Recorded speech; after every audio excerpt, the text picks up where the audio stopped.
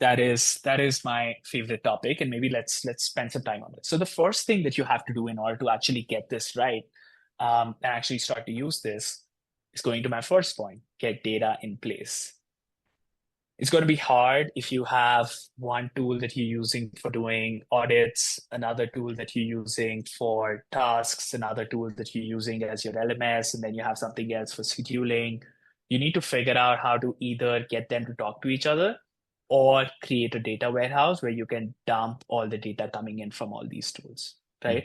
So let's just assume that you have this data warehouse where you've dumped all the data that you have. And when I say all the data, I mean any tools and system that you use. It includes your POS, that includes QuickBooks that your franchisee owners are using, where your P&L lies, everything.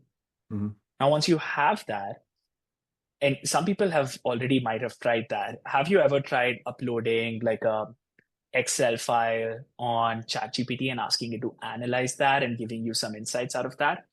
It's actually pretty good at that now. So 4.1, which is specifically an analytics model, can actually look at insights and tell you exactly what's hidden in the data. Mhm. Now you can actually do that for franchisees at scale.